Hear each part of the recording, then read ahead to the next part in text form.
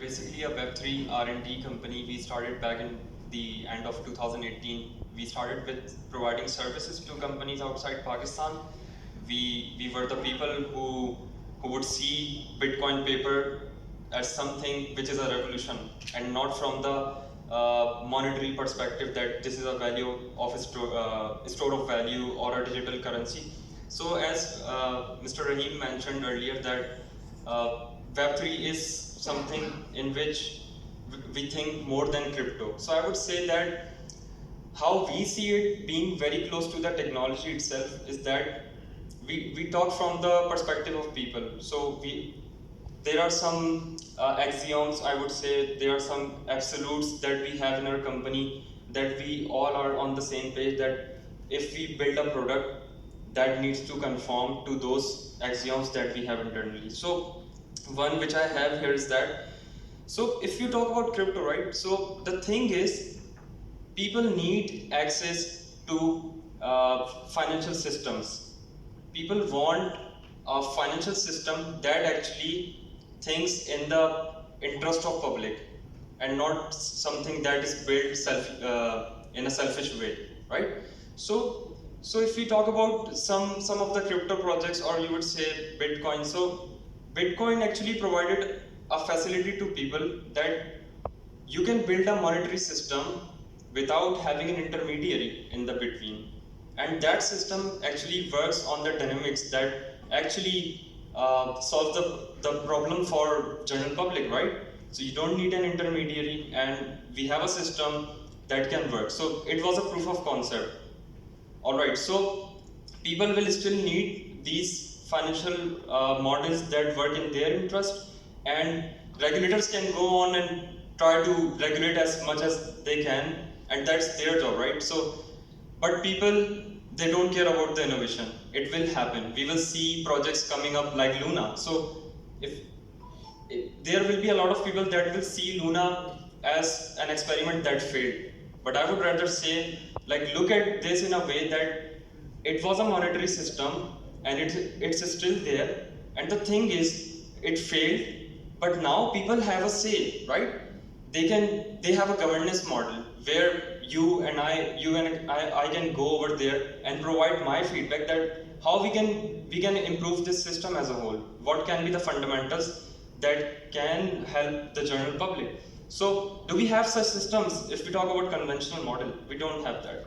If we talk about Web3, so this is coming from Vitalik Buterin. So in a quote, he mentioned that if we talk about Web2 companies, so in the case of taxi drivers, you can say, so they think that taxi drivers do a mundane task, it doesn't require a lot of skills. So if they're building a product, it will be based on the fundamentals of removing them, or there will be a huge take rate. For example, Uber, they will take a huge commission out of it.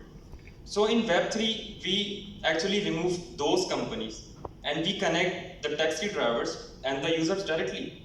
So they have their own economic system that they can set their own, you can say, the models that they want, how will the commissions work, how will be the cost set, and so this is the way that you should see Web3. We don't want to start from something that we built in the Web2 space. Like regulators are like so bullish on putting CBDCs or central bank digital currencies or something that is backed by something. They are like so harsh on implementing these technologies. But the thing is that people want something that provide them access to digital assets. For example, the thing is that I like about FASSET is that so they allow people to get into digital assets right away. So if we talk about conventional markets, so if there's some stock market, for a general user that doesn't know a lot that how stocks work and how he can get into that, the barrier to entry is huge, right? You need to get to a broker maybe or security company. If we talk about crypto, let's say, so there is a lot of technical difficulty tied to it right now. So you need to set up a wallet, you need to know how addresses work and stuff like that, what is blockchain technology. And if we talk about other assets, for example, you can say real estate. So the thing is that for a general public, the barrier to entry is huge. So products like these, FASSETs or some other product that enables people to get digital assets easily and with a very good user experience. So I would say that even though I come from a Web3 company, I would say decentralization would not be a problem for them. If FASSET provides a better user experience and they're still centralized, so that is something that will solve people's problem. So this is the lens that we see Web3, and this is the kind of a mental model, I will say, that we want to see. We want you guys to look at Web3 as well.